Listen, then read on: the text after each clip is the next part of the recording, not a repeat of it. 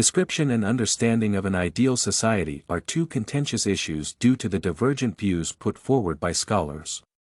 While some sociologists focus on social components defining a perfect community, political scientists and economists underpin the significance of socio-political elements.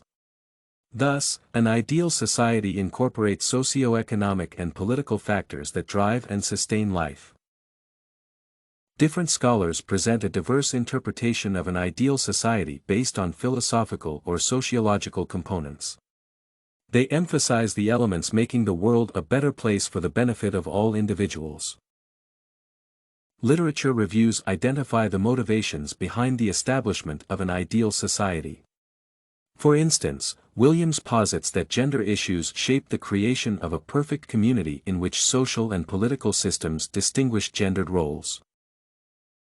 In Confucian tradition, an ideal society is founded on morality. A moral community integrates individual desires and compels people to observe restraints. Innate honorable emotions confine individual desires in a perfect social setting. People abide by community regulations and collaborate to realize the public good.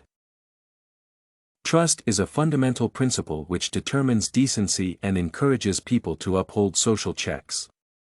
According to Young Jin and Heng Hoon, Confucius alludes that trust is the primary requirement for establishing and preserving a moral society, although economic and military power is essential. The central building blocks for an ideal society include the ability to promote goodness and abolish wickedness. Young Jin and Heng Hoon expound that individuals and rulers in a perfect community set a good example by confining personal longings to stimulate inborn moral sensations. Thus, members control their innate desires and moral emotions by complying with the social order.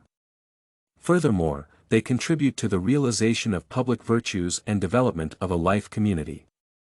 In this regard, people live to realize their nature completely and create a harmonious universe.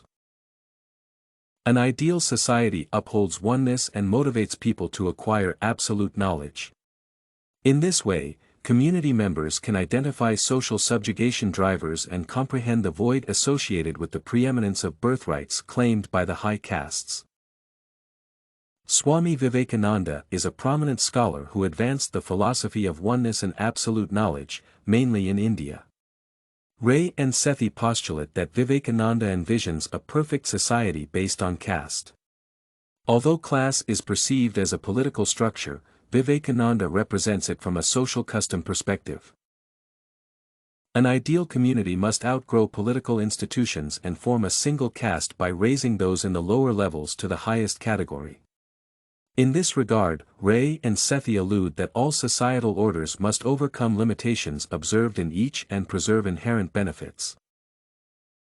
Absolute knowledge is the most fundamental tool needed to eliminate caste obstacles since it is a means to level up to class distinctions.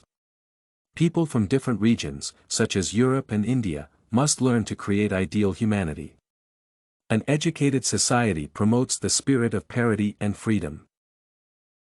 An ideal society must maintain order in its socio-political systems. In this regard, a well-ordered culture includes accepting systematic principles of justice, which regulate societal institutions. John Rawls advances the idea of an ideal society based on justice and fairness. Community members enjoy freedoms endowed by the Constitution or inherent privileges attributed to divine forces. A just and fair society promotes impartiality and eliminates any discrimination against its community. Rawls' philosophy exemplifies that an ideal society is based on social unity, public scrutiny, and autonomy. Communal harmony prevails when civic accord and people collaborate to advance fairness. Politics is considered a shared initiative instead of competition. Consequently, individuals realize sovereignty when they comply with rules and institutions. An ideal society must develop and uphold justice founded on a specific moral element, which regulates choices and alternatives concerning the distribution of rights and opportunities. It should also manage socio-economic and political institutions. In conclusion, an ideal society must promote social justice and protect constitutional and inherent rights. Community members will enjoy life without infringing on others' privileges. A perfect culture would be one in which people can get whatever they wish. Although it is difficult to realize an unlimited degree of selection, community members can strive to find the best possible line of fit to accommodate freedom of choice. They can set parameters at an average based on individual ideals. The approach might not give a perfect society, but it would not be unsuitable for everyone. An ideal society would acknowledge individuals' strengths and appreciate their weaknesses. This way, it would not judge people irrespective of their socio-economic or political standards. Community members should live the best life in a perfect social order rather than being punished. A rights-based communal system would be preferred instead of deviating from normalized community standards. An ideal society should cultivate knowledge to help people identify and resolve daily life issues instead of providing one-time solutions. Only an educated community is able to develop an autonomous system based on progressive social, economic and political principles.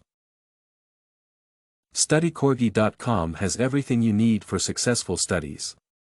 Writing tools, informative articles, and essay samples. Come check it out.